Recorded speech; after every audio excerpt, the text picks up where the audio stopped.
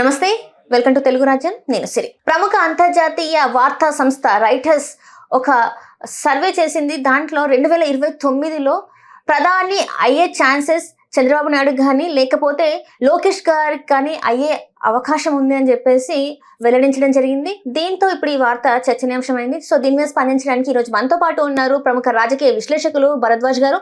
నమస్కారం సార్. నమస్తే సార్, అంతర్జాతీయ వార్తా సంస్థ రైటర్స్ ఒక నివేదిక అంటే ఒక సర్వే లాంటిది చేసి ఏంటంటే 2029 నాటికి ప్రధాని ఎవరు అంటే చంద్రబాబు నాయుడు గారు లేకపోతే నారా లోకేష్ గారు అయ్యే ఛాన్సెస్ ఉన్నాయని చెప్పడం జరిగింది సార్. సో దీన్ని మనం ఎలా చూడాలి సార్? అంటే ఎన్డీఏ కూటమిలో చంద్రబాబు నాయుడు గారు బలమైన నాయకుడు అనేది ఎస్టాబ్లిష్ చేయడానికి ఒక ప్రయత్నం జరుగుతోంది. అది మాత్రమే కాకుండా లోకేష్తో చాలా సన్నిహితంగా ఉంటున్నారు నరేంద్ర మోడీ గారు అని బలంగా చెప్పడం కోసం ప్రయత్నాలు జరుగుతున్నాయి. ఇది దాదాపుగా ఆయన పుట్టపర్తి పర్యటన దగ్గర నుంచి నడుస్తున్నటువంటి వ్యవహారం.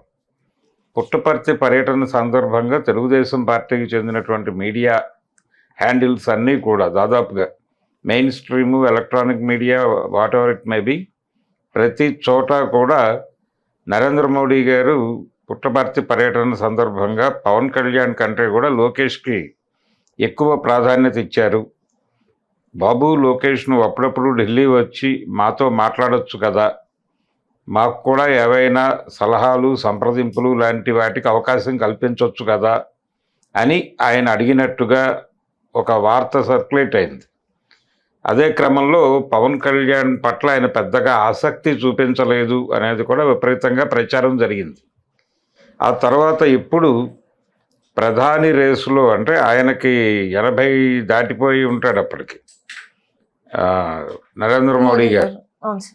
కాబట్టి ఆయన దాదాపు 24 ఎన్నికల్లోనే ఆయన గెలిస్తే నేను ప్రధాని కాదు అన్న టోన్లో మాట్లాడాడు ఇంతకుముందు. కానీ 24 ఎన్నికల్లో ఆయన్నే ప్రధాని పదవి వరించింది. ఆయన కూడా స్వీకరించారు. ఏ అభ్యంతరము చెప్పలేదు ఆయన. అంటే ఇందులో ఒక ఉంది కదా సార్, వాళ్ళు రాసుకున్న ఒక దాంట్లో అంటే ఆర్ఎస్ఎస్ ప్రకారం ఆయన ఏదైనా చూసుకున్నట్టయితే 75 ఏళ్ళు వచ్చిన తర్వాత అంటే రాజకీయాలకు దూరంగా ఉండాలి, క్రియాశీలక రాజకీయాలకు దూరంగా ఉండాలి. క్రియాశీలక రాజకీయాలు కూడా కాదు, యాక్చువల్గా పదవులకి దూరంగా ఉండి రాజకీయాల్లో సలహాలు, సంప్రదింపులు చేయవచ్చు. ఓకే, అంటే ప్రధానమైనటువంటి పదవుల్లో యంగ్ జనరేషన్ని ప్రమోట్ చేయాలి అనేది ఒక అభిప్రాయం. ఆ అభిప్రాయం మేరకు 75 సంవత్సరాలు దాటిన తర్వాత ఇంకా పదవిలో ఉండటం భావ్యం కాదు అనే. అందుకని ఆయన అక్కడ ఒక ఎక్స్క్యూజ్ తీసుకుని ముందుకు అడుగు వేశాడు. అంటే అంతకు ముందు చూసుకున్నట్టయితే వెంకయ్యనాయుడు గారు ఉన్నారు కదా సార్, మరి ఆ వెంకయ్యనాయుడు గారికి ఎందుకు మరి ఆ ఎక్స్క్యూజ్ అనేది ఇవ్వలేదు అంటారు? మరి అప్పుడు వెంకయ్యనాయుడు గారికి ఇవ్వకపోవడానికి అంటే ఇక్కడ ఎవరికైనా సరే వారికి ఉన్నటువంటి ప్రాధాన్యత అంటే అతన్ని ఉంచటం ద్వారా కొన్ని ప్రయోజనాలు నెరవేరుతాయి. నిజానికి చాలామంది ప్రధాని నరేంద్ర మోడీ అని లేకపోతే బలానా మంత్రి బలానా వారిని మాట్లాడుకుంటున్నాం, కానీ ప్రభుత్వాన్ని నడిపిస్తున్నటువంటి శక్తులు ప్రధానంగా అదానీ లాంటి వాళ్ళే నడిపిస్తున్నారు. ఈ రోజున మోడీ ఉంటే పర్వాలేదు అని వాళ్ళు అనుకున్నారు కాబట్టి మోడీ గారు కొనసాగుతున్నాడు. అంతే తప్ప వాళ్ళు అనుకోకపోతే ఈయన కొనసాగే అవకాశం లేదు. ఎప్పుడైనా సరే పెట్టుబడి నిర్ణయిస్తుంది ఎవరు ఏ పదవిలో ఉండాలి అనేది. అందుకని వాళ్ళు ఇతరుల కంటే ఇతను ఉండటం బెటరు అని అనుకోవడం వలన ఈయన కొనసాగుతున్నాడు ఎన్డీఏలో ప్రధానిగా. ఇప్పుడు ఆ అవకాశం చంద్రబాబు నాయుడు గారిని వరించే అవకాశం ఉంది నెక్స్ట్ అనే దానికంటే కూడా చంద్రబాబు పేరు మొహమాటంగా వాడారు, కానీ చంద్రబాబు కంటే కూడా లోకేష్ని ప్రమోట్ చేయటం అనేది ప్రధానం. ఇప్పుడు రాయిటర్స్లో వచ్చినటువంటి ఆ వార్త సారాంశం కూడా లోకేష్ని ప్రమోట్ చేయాలి అనేటువంటి ఉద్దేశంతోనే జరిపినట్టుగా కనిపిస్తోంది. ఇప్పుడు అర్జెంటుగా లోకేష్కి అంతర్జాతీయ స్థాయి గుర్తింపు ఉంది. ఆయన చాలా గొప్పవాడు, చాలా మేధావి, ఆయన కూడా విజనరీ చంద్రబాబు నాయుడు గారి లాగా. ఆయన కూడా దేశాన్ని ముందుకు నడిపించేటువంటి శక్తి ఉన్నటువంటి పుష్కలంగా ఉన్నటువంటి నాయకుడు. ఇవన్నీ విపరీతంగా ప్రమోట్ చేయాల్సినటువంటి ఒక అవసరం, అగత్యం వాళ్ళకు ఉంది. ఎవరికి? తెలుగుదేశం పార్టీ శ్రేణులకి. అందుకనే మొన్న జరిగినటువంటి ఒక చర్చలో, అంటే ఇండిగో చర్చ సందర్భంగా కేంద్రంలో పౌర విమానయాన శాఖ మంత్రి గారి గురించిన ప్రస్తావన వచ్చినప్పుడు వారి పనితీరుని లోకేష్ గారు పర్యవేక్షిస్తున్నారు అని చెప్పి ఒక పెద్ద మనిషి చెప్పి విపరీతంగా ట్రోల్ అయ్యాడు. ఆ సందర్భంగా ఎందుకు చెప్పాడు, ఎందుకు ప్రస్తావించాడు ఆ మాట ఆయన అంటే, మొత్తం తెలుగుదేశం పార్టీ క్యాడరు నాయకులు అందరూ తెలుగుదేశం పార్టీ ఆశీర్వాదంతో బతుకుతున్నటువంటి, ఆర్థిక ఆశీర్వాదంతో బతుకుతున్నటువంటి మీడియా సంస్థలు వీళ్ళందరూ తలకెత్తుకున్న పని ఏంటంటే లోకేష్ని ప్రమోట్ చేయాలి. ఎందుకు లోకేష్ని ప్రమోట్ చేస్తున్నారు అంటే, పెద్దబాబు గారు రాజకీయ సన్యాసం కాదు. పెద్దబాబు గారు అలా ఉండి, ఇందాక మనం మాట్లాడుకున్నాం 75 సంవత్సరాలు దాటిన తర్వాత వాళ్ళు క్రియాశీలక రాజకీయాల్లో అడ్వైజరీగా ఉండొచ్చు, సలహాలు సంప్రదింపులు చెబుతూ పాలన సజావుగా జరగటానికి తమకున్నటువంటి అనుభవాన్ని రంగరించి వారికి నేర్పచ్చు. కానీ పరిపాలించేటువంటి అవకాశం యువతకు అందించాలి.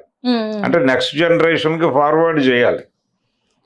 అలా ఫార్వర్డ్ చేసి, అంటే ఈ అనుభవజ్ఞుడు ఉన్నప్పుడే ఆయన్ని ప్రమోట్ చేస్తే ఈయన అనుభవము ఆయన యవ్వనము కలిసి ఒక అద్భుతమైనటువంటి నాయకత్వాన్ని రాష్ట్రానికి అందించవచ్చు అనే స్కీమ్లో భాగంగా లోకేష్ని ముఖ్యమంత్రిని చేయాలనేది ప్రోగ్రాం. అది ఇప్పుడు చేస్తారని చెప్పేసి అంటున్నారు కదా. అదే ముఖ్యమంత్రి చేయటానికి ఉన్నటువంటి హర్డీలు ఒకటి ఉంది అక్కడ. పవన్ కళ్యాణ్ హర్డీలు పవన్ కళ్యాణ్ అంటారు. పవన్ కళ్యాణ్ వ్యవహారంలో, అంటే పవన్ కళ్యాణ్ ఉన్నాడు కాబట్టే నిజానికి 24 ఎన్నికల్లో తెలుగుదేశం పార్టీ ఆ స్థాయి మెజారిటీ 160 సీట్ల పైన గెలిచినప్పుడు ఇమ్మీడియట్గా లోకేష్కి పదవి ఇచ్చేసి ఉండొచ్చు. ఇచ్చే ఆలోచన ఉంది ఆయనకి, బాబు గారికి. ఉండటం మాత్రమే కాదు, ఆయనకి ఇంట్లో నుంచి కూడా ప్రెజర్ ఉంది. బాబుని ముఖ్యమంత్రిని చేసేయండి అని, చిన్నబాబుని ముఖ్యమంత్రిని చేసేయండి అని ప్రెజర్ ఉంది ఆయనకి.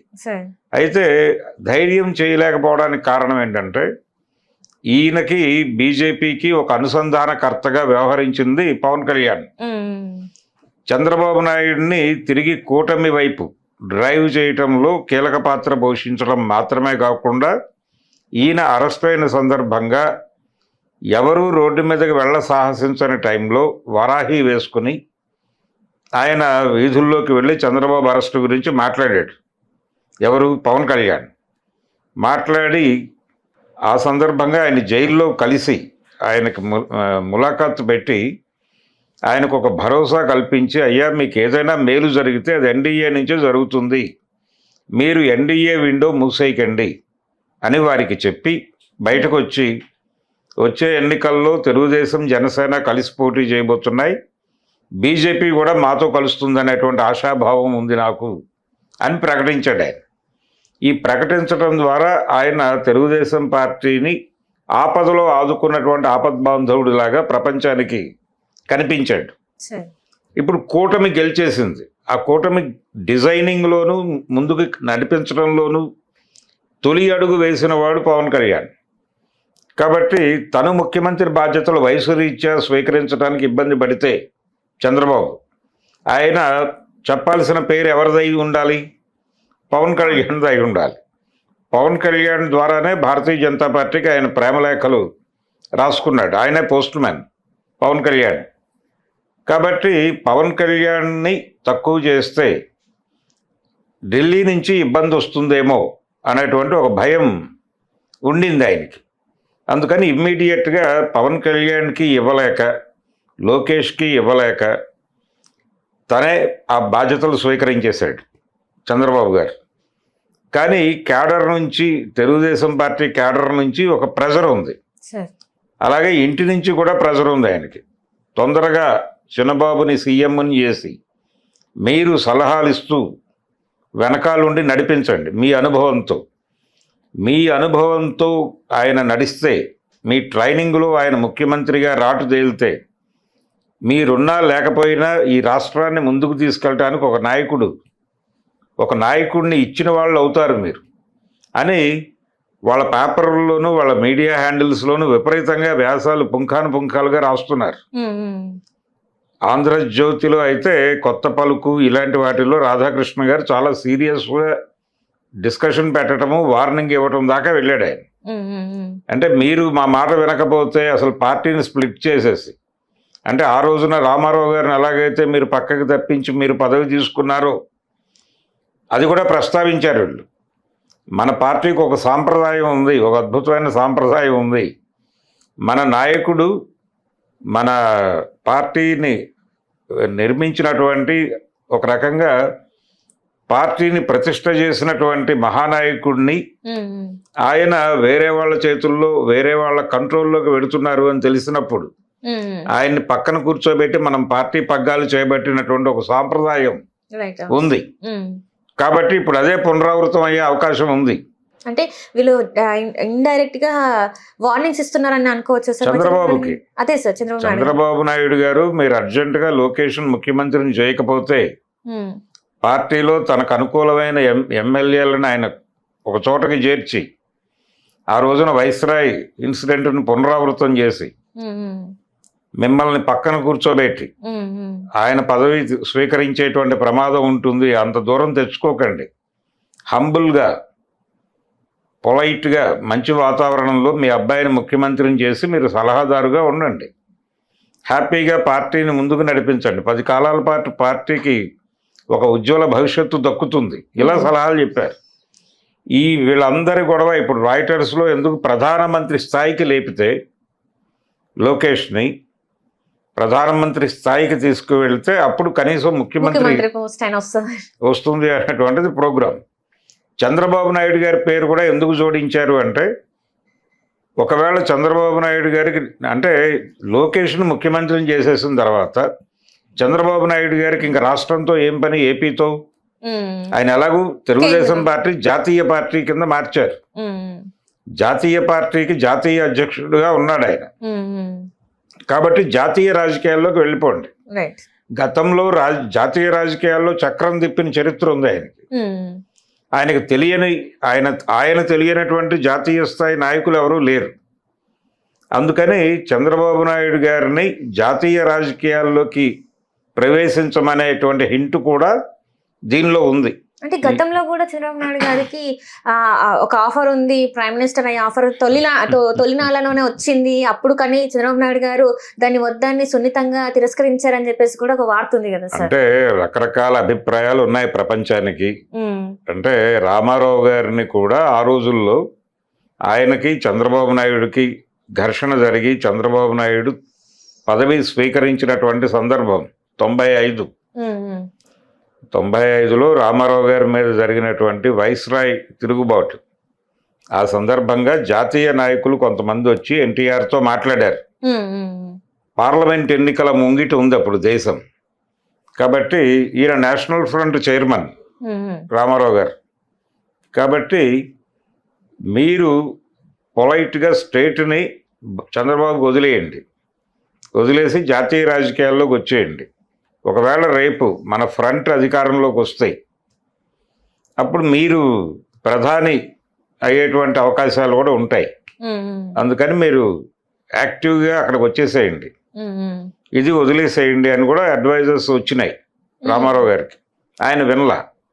ఆయన ముందు స్టేట్లో తేల్చుకుని ఆ తర్వాత కేంద్రం గురించి ఆలోచిస్తాను అని మాట్లాడి పార్లమెంట్ ఎన్నికల్లో ఆయన పోటీ చేయటానికి సింహం గుర్తుని సాధించాడు.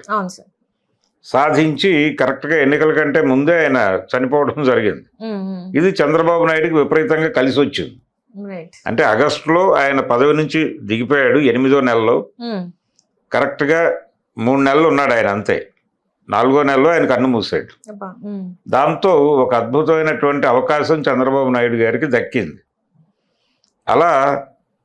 అలాంటి సందర్భం రాకుండా మీరు హ్యాపీగా తప్పుకోండి. అంటే ఇప్పుడు ఆయన జాతీయ రాజకీయాల్లోకి వెళ్ళిపోమని చెప్తున్నారు. గతంలో చంద్రబాబు నాయుడికి ఇలాంటి ఆఫర్ వచ్చింది అనేది కూడా రామారావు గారికి వాళ్ళు ఇచ్చినటువంటి ఆఫర్ లాంటిదే. ఇలా జాతీయ రాజకీయాల్లో యునైటెడ్ ఫ్రంట్ రోజుల్లో ఈయన కొంచెం చొరవ తీసుకున్నటువంటి సమయంలో మీరు జాతీయ రాజకీయాల్లోకి వచ్చేయచ్చు కదా అనే అభిప్రాయం దొర్లింది. కానీ అప్పుడు స్టేట్లో ఆల్టర్నేటివ్ లేదు, అంటే వేరే వాళ్ళకి ఇంకెవరికైనా అప్పచెప్పాలి బాధ్యతలు. అప్పుడు లోకేష్ గారు రాజకీయాల్లో యాక్టివ్గా లేరు. కాబట్టి తెలుగుదేశం పార్టీకి ఆ స్థాయి, అంటే తెలుగుదేశం పార్టీయే నిజానికి ఈ నేషనల్ ఫ్రంట్లు, యునైటెడ్ ఫ్రంట్లు, ఈ ఫ్రంటుల నిర్మాణానికి ముందడుగు వేసింది తెలుగుదేశం పార్టీ.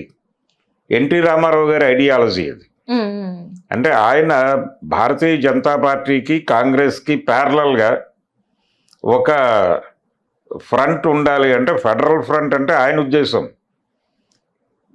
దేశంలో ఉన్నటువంటి అన్ని ప్రాంతీయ పార్టీలని కలిపి ఒక కూటమిగా తీసుకొచ్చి అధికారంలోకి తీసుకురావాలి అనేది ఆయన ప్రోగ్రాం, ఎన్టీ రామారావు గారి ప్రోగ్రాం. అందుకని ఆయనకి బీజేపీ వాళ్ళు ఆ రోజుల్లోనే ఆఫర్ ఇచ్చారు, అయ్యా మీరు కాంగ్రెస్ పార్టీకి వ్యతిరేకం కాబట్టి మాతో కలవండి అన్నారు వాళ్ళు. ఈయన సున్నితంగా తిరస్కరించాడు. అద్వానీ గారే వచ్చి మాట్లాడాడు ఆయనతో.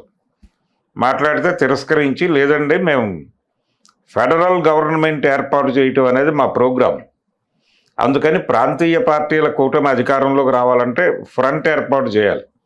నిజానికి రామారావుకి జాతీయ రాజకీయాల పట్ల ఇంట్రెస్ట్ ఉంది మొదట్లోనే ఉండి, ఆయన ఒక ఆలోచన చేశాడు, భారతదేశం అనే పేరుతో ఒక పార్టీ పెట్టాలనేటువంటి ఒక ఆలోచన కూడా వచ్చింది ఆయనకి.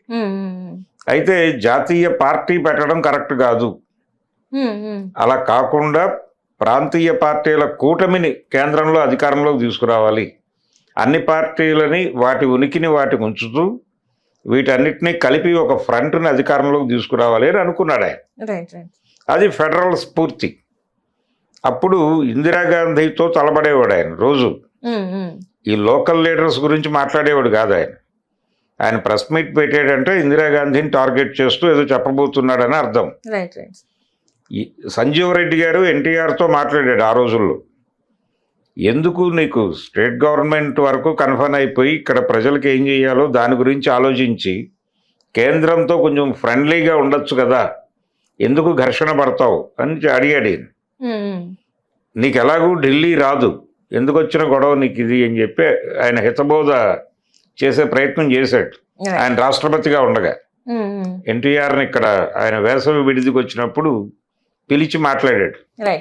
మాట్లాడితే రామారావు గారు చాలా మొండిగా, నేను అసలు ఇక్కడే గెలుస్తాను అనుకోలేదు, ఇక్కడ గెలిచాను కాబట్టి ప్రయత్నం చేస్తే ఢిల్లీ ఎందుకు రాదు అనుకుంటున్నానని సమాధానం చెప్పి వచ్చేసాడు. అలా కొంచెం మొండిగా ఉండేవాడు ఆయన. ఆ ధోరణి వేరు, అది స్పిరిట్, ఆ రోజుల్లో స్పిరిట్ అది. ఆ యునైటెడ్ ఫ్రంట్ రోజుల్లో చంద్రబాబు గారి పేరు వినిపించింది, అంతవరకే, అంతకుమించి కదలిక లేదు. ఇప్పటి ఈ ప్రకటనలు, రాయిటర్స్ వార్తలు, తెలుగుదేశం మీడియా హ్యాండిల్స్లో వస్తున్నటువంటి వార్తలు, ఈ వార్త నేపథ్యంలో దీన్ని విపరీతంగా ప్రచారం చేస్తున్న శక్తులు, వీళ్ళందరి ఉద్దేశం పవన్ కళ్యాణ్ని పక్కన నెట్టి పవన్ కళ్యాణ్ గురించి పట్టించుకోకుండా మీరు ఒక్కసారి ఢిల్లీ వెళ్ళి అక్కడ కేంద్ర నాయకత్వం ముందు ప్రణమిల్లి వారితో ఒక ఆమోదముద్ర వేయించేసుకుని వచ్చేసి లోకేష్కి పట్టాభిషేకం చేసేసి మీరు అడ్వైజరీ పొజిషన్లోకి మారండి, మారిపోతే మాకు ఒక యువ నాయకుడు దొరికాడు అని చెప్పి మేము ఉత్సాహంగా ఉల్లాసంగా ముందుకెళ్తాం.